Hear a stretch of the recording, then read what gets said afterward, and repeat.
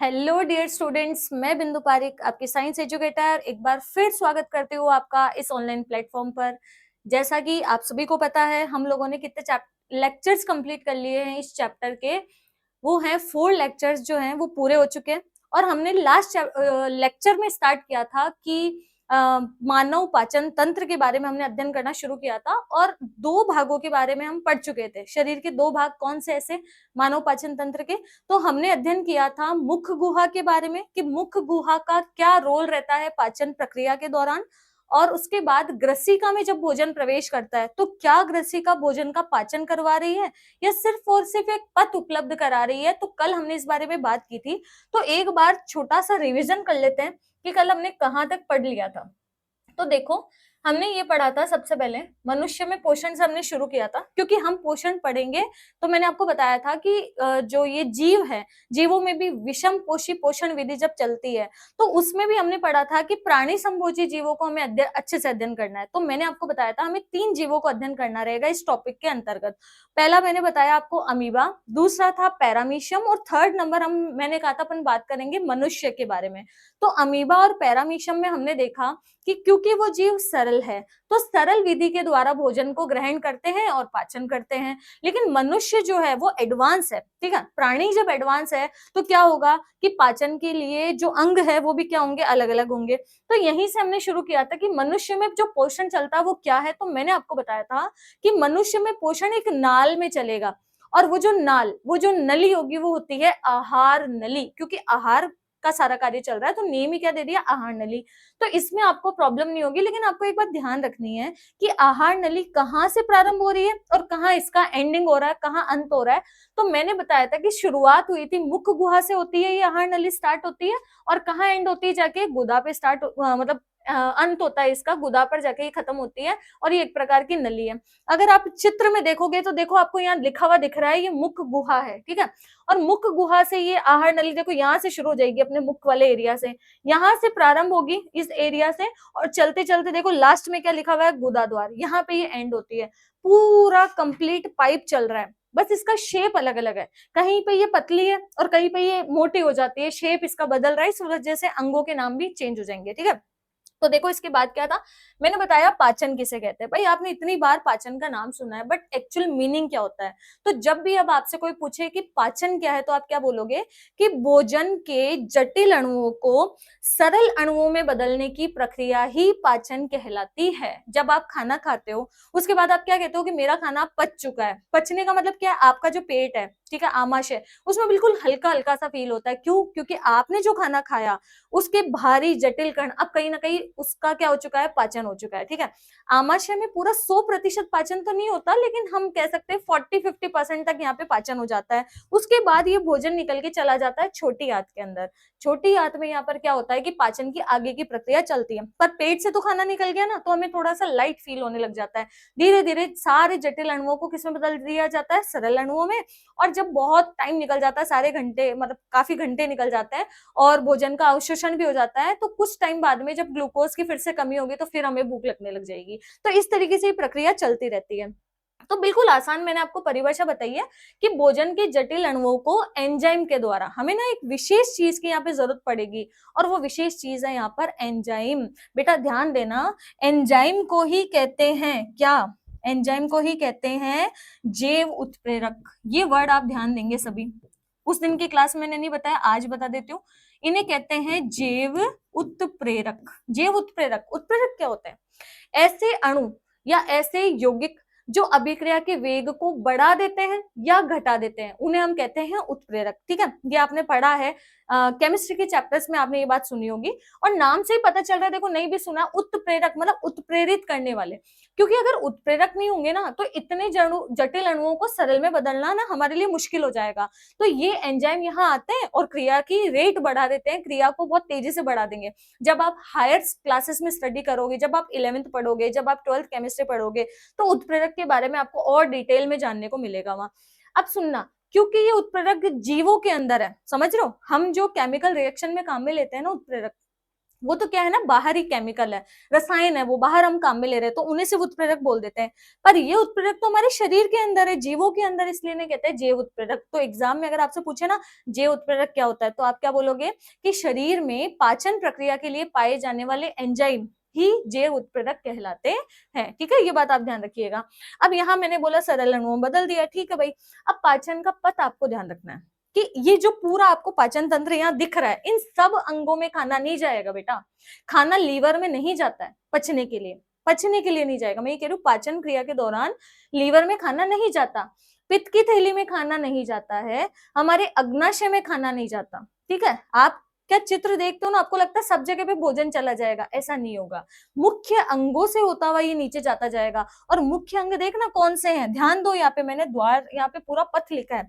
सबसे पहले भोजन जाएगा मुख गुहा में, यहाँ पे जो भी क्रिया होनी है वो चलेगी। उसके बाद भोजन जाएगा हमारी ग्रसिका के अंदर। ठीक है, ग्रसिका के बाद भोजन किस में जाएगा, देखो ग्रसिका से होता हुआ आमाशय में जाएगा।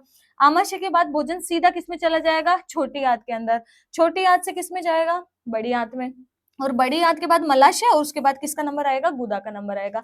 आपने एक चीज नोटिस की, मैंने यहाँ कहीं भी लीवर का नाम नहीं लिखा, मैंने यकृत का नाम, लीवर को ही हिंदी में कहते हैं यकृत, तो मैंने यकृत का नाम नहीं लिखा, मैंने पित्त की थैली का नाम नहीं लिखा है, मैंने अग्नाशय यहाँ पर नहीं लिखा है ना। अब इस पथ को ना थोड़ा यहाँ चित्र में देखो।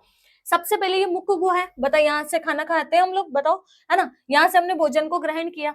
उसके बाद आप देखोगे तो यहाँ से भोजन किस में गया, देखो ग्रसिका में। यहाँ से पूरा पता आपको समझ आ रहा होगा, ये आमाशय। अब यहाँ खाना है ना, इस आमाशय के पीछे से निकल रही है छोटी आंत, समझ गए, सीधा छोटी आंत के अंदर खाना आ गया यहाँ पे। अब छोटी आंत से होता हुआ खाना किसमें चला जाएगा, बड़ी आंत के अंदर चला जाएगा।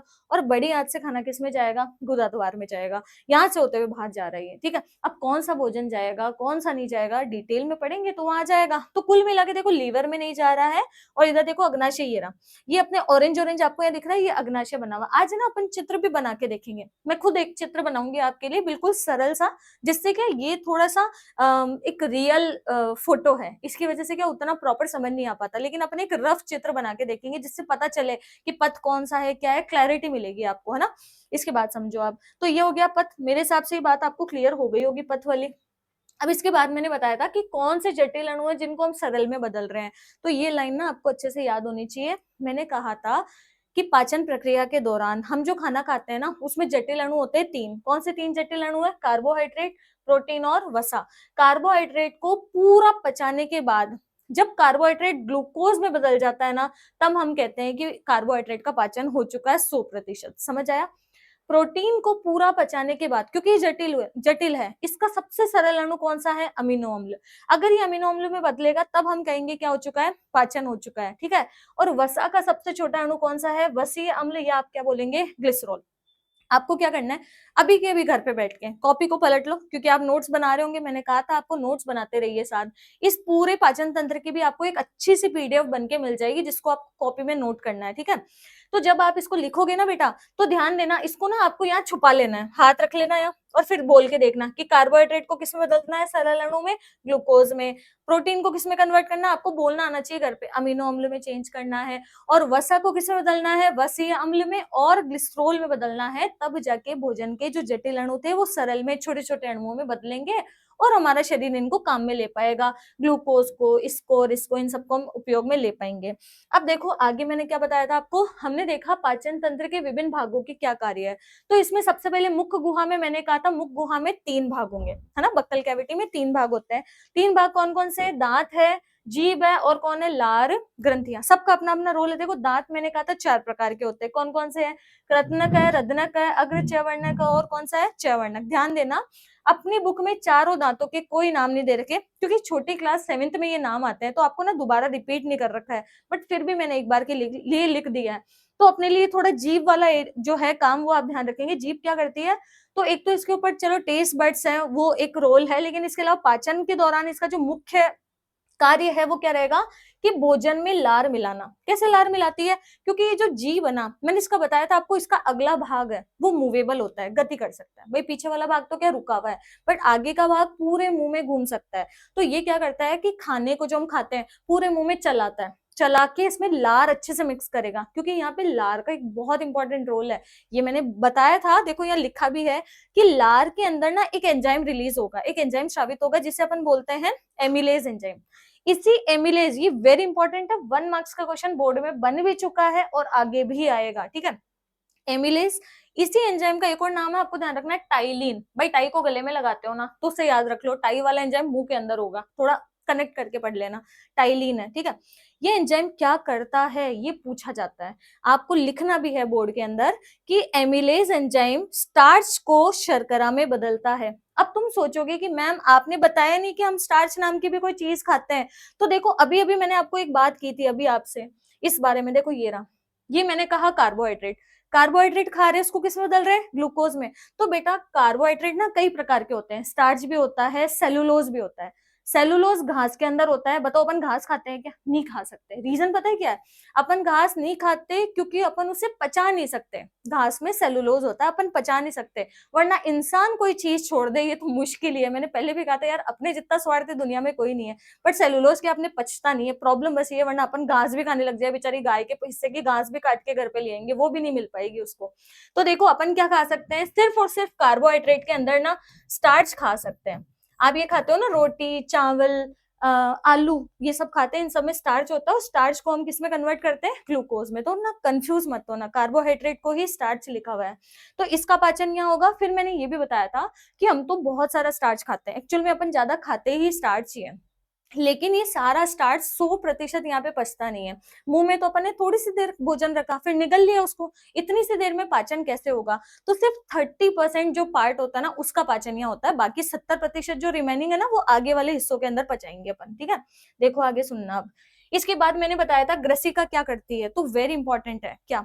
देखो एक क्वेश्चन और मैं आपसे पूछती हूँ, कि मैं आपसे पूछूं या एग्जाम में आपसे क्वेश्चन जब पूछा जाता है कि मानव पाचन तंत्र में किस अंग में सर्वप्रथम भोजन का पाचन शुरू हो जाता है, प्रथम रूप से स्टार्ट हो जाएगा। तो चलो ऑप्शन देते हैं आपको, जैसे मुख गुहा, ग्रसिका, आमाशय या छोटी आंत। तो बताओ क्या बताओगे, 2 मिनट सोच के जवाब देना है ना।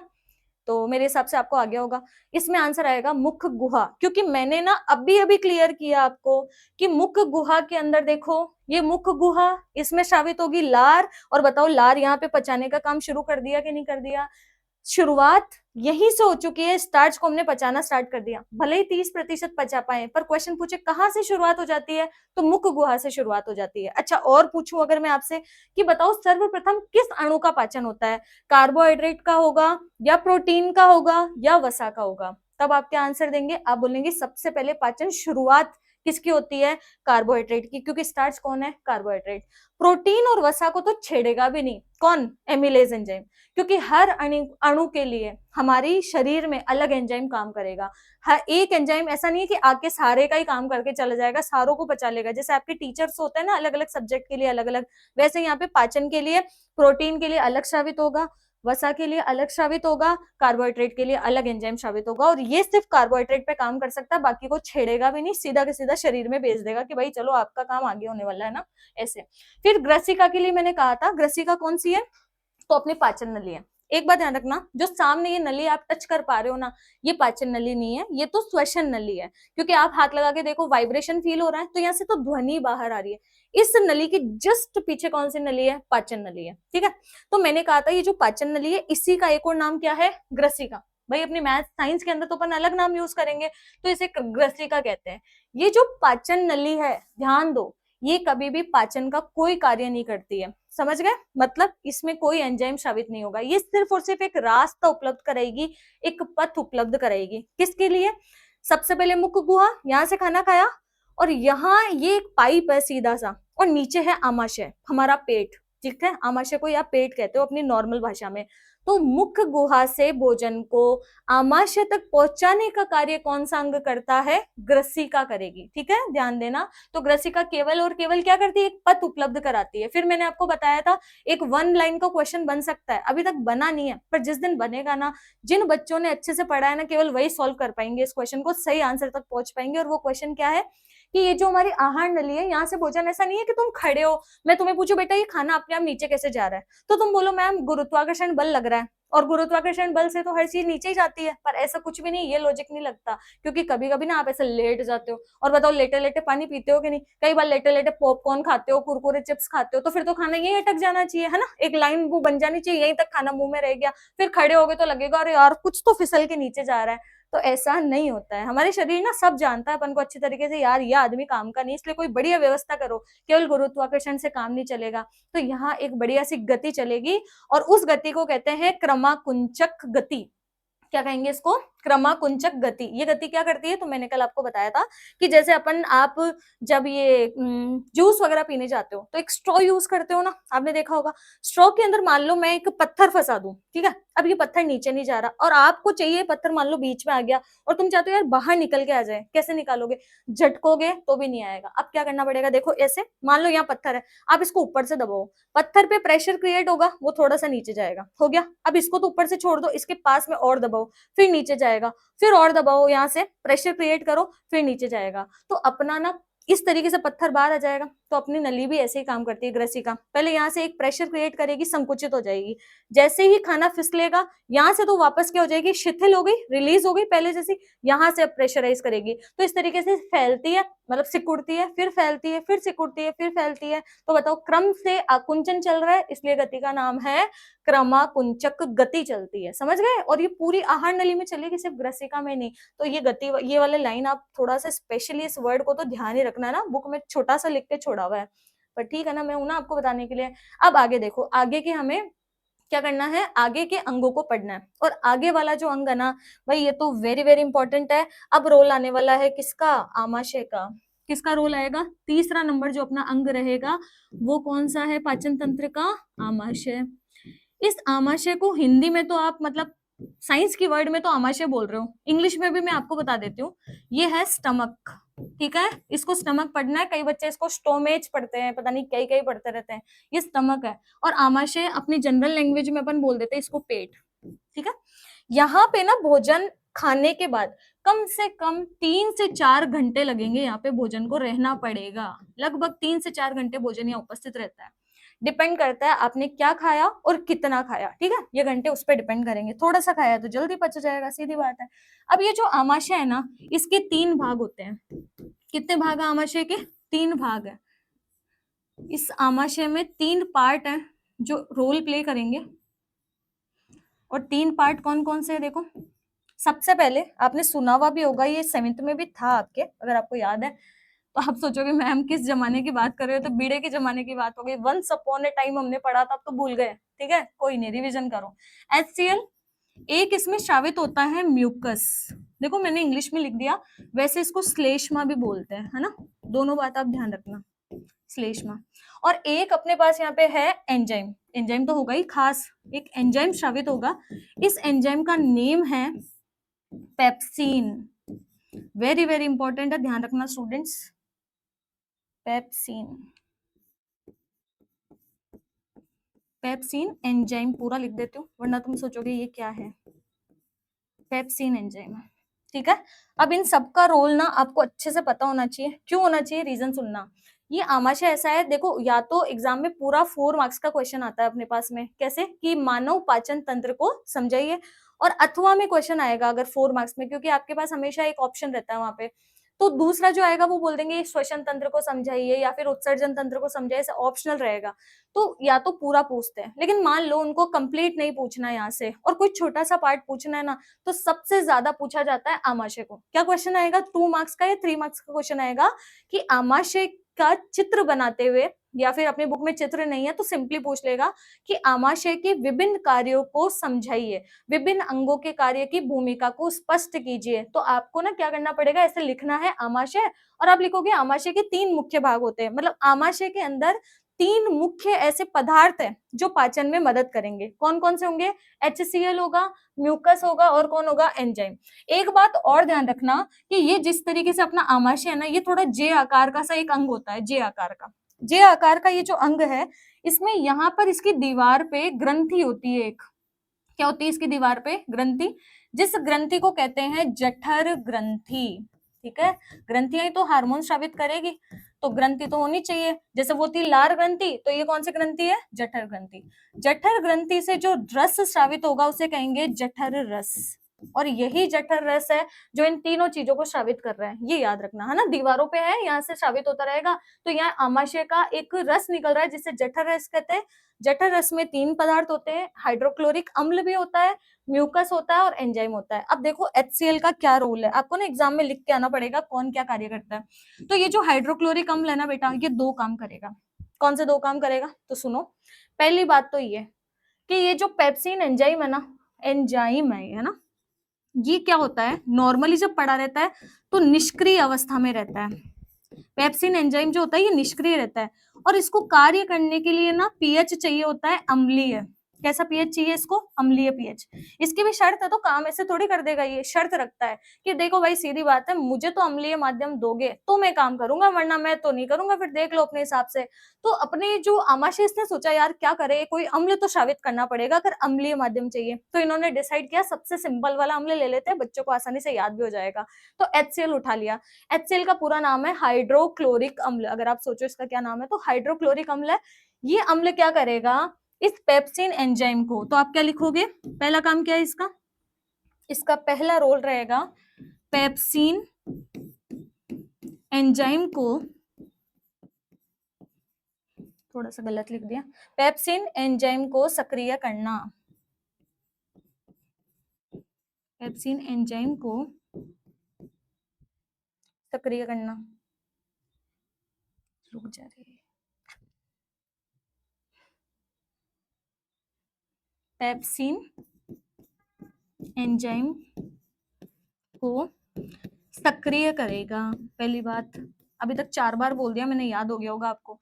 दूसरा देखो, एक बात और सुनना, अपन ने भोजन बाहर से उठा के खाया, अब सोचो रोटी बाहर रखी थी, चावल बाहर रखे थे, पानी पूरियां खा रहे हो मार्केट की, है ना, पता नहीं क्या क्या मक्खियां मक्खियां बैठती है उनपे, तो कितने सारे सूक्ष्म जीव खाने पे बैठे हुए हैं। अब उस खाने को जब हम ग्रहण करेंगे तो उसमें बहुत सारे बैक्टीरिया रहेंगे भोजन के अंदर, इन बैक्टीरिया से भी तो बचाना है अपन को। तो अपने शरीर में ना हाइड्रोक्लोरिक अम्ल ये जो होता है ना बेटा, ये बहुत ज्यादा पावरफुल अम्ल है, इसको बाहर निकाल के अगर बॉडी पे गिरा देना तो मान लो कि अपन हार्म हो सकते हैं, इतना मतलब ये प्रभावी होता है एक तरीके से। तो HCl अम्ल क्या करता है कि स्वागत करता है, किसका? सूक्ष्म जीवों का। सूक्ष्म जीव कहते स्वागत नहीं करोगे हमारा, तो अपन क्या कहते हैं, अरे बढ़िया व्यवस्था करेगी, तुम आओ तो सही, तुम्हें ऐसे बढ़िया कहते हैं ना कि प्रबल अम्ल में तल देंगे तुमको, तो एकदम तल के निकाल देंगे, किस किस को बैक्टीरिया आ जाए, चाहे वायरस आ जाए, चाहे कोई भी किसी भी तरीके के कीड़े मकोड़े कुछ भी अगर बॉडी में आ गए ना, उनको बढ़िया अपन पचा देंगे, और पचा के उनके भी कार्बोहाइड्रेट प्रोटीन तोड़ तोड़ के अपन खुद के ही शरीर के लिए काम में ले लेंगे, है ना।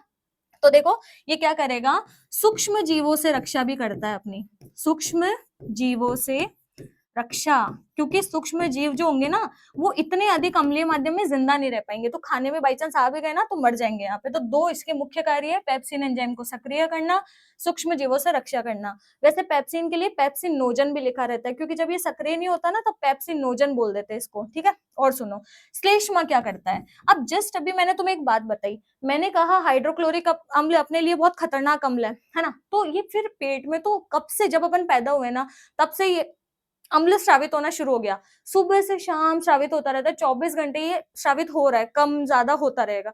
तो यार अपने पेट की जो दीवारें हैं ये तो जल जानी चाहिए थी इतने खतरनाक एसिड की वजह से। तो यहाँ पर ध्यान देना, रक्षा करने के लिए भी एक और व्यवस्था है, और वो होता है श्लेष्मा।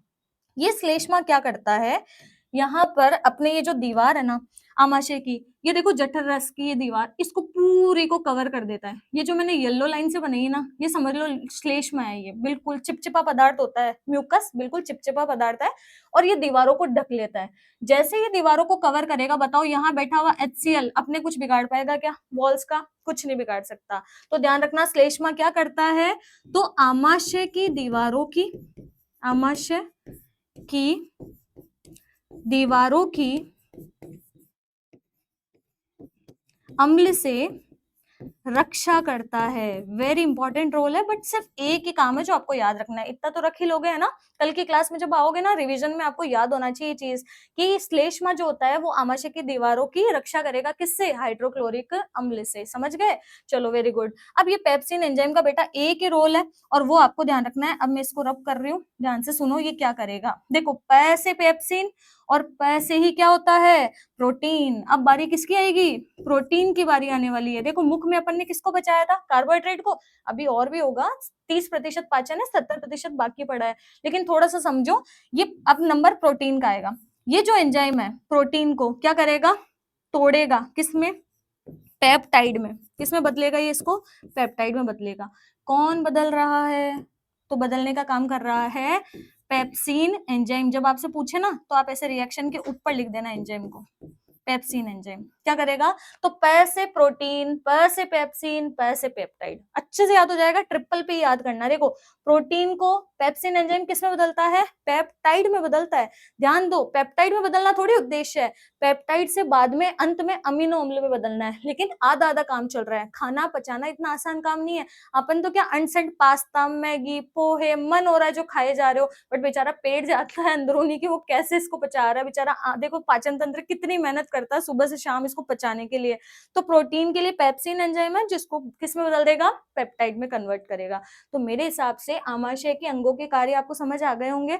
कौन कौन से यहाँ पर आमाशय क्या करेगा? इसकी दीवारों में जठर ग्रंथि होती है जो जठर रस स्रावित करेगा। जठर रस में 3 पदार्थ होते हैं, हाइड्रोक्लोरिक अम्ल, म्यूकस और कौन होगा? एंजाइम होगा। उस एंजाइम का नाम ध्यान रखना है, आपसे पूछा जाता है आमाशय में कौन सा एंजाइम स्रावित होता है, तो आप क्या नाम लिखेंगे? पेप्सिन एंजाइम हमारे आमाशय में स्रावित होता है। और मुख में कौन सा होता है? एमिलेज एंजाइम स्रावित होता है। ठीक है, ये 2 नाम आपको याद हो गए होंगे, और भी एंजाइम आगे आएंगे आपसे मिलने के लिए। ठीक है, हाइड्रोक्लोरिक का काम मैंने बता दिया, 2 काम करता है। पेप्सिन एंजाइम को एक तो सक्रिय करेगा, इसके बिना यहाँ पे पेप्सिन एंजाइम कोई इस काम नहीं कर पाएगा। दूसरा सूक्ष्म जीवों से रक्षा करता है हमारी। म्यूकस क्या करता है? तो ये जो हाइड्रोक्लोरिक अम्ल है इससे हमारे आमाशय की दीवारों की रक्षा करेगा। और एंजाइम मैंने आपको बता ही दिया है। तो स्टूडेंट्स क्लासेस काफी छोटी हो पा रही है, बट क्या है अभी थोड़ा मैनेजमेंट ऐसे चल रहा है, और भी बहुत सारी क्लासेस लगती है सुबह से शाम तक, तो कोई बात नहीं, अभी अपन थोड़ा थोड़ा पढ़ते हैं। बोर्ड एग्जाम तो अभी बहुत लेट है, तो बाकी की चर्चा करेंगे कल। तब तक के लिए जय हिंद, जय भारत।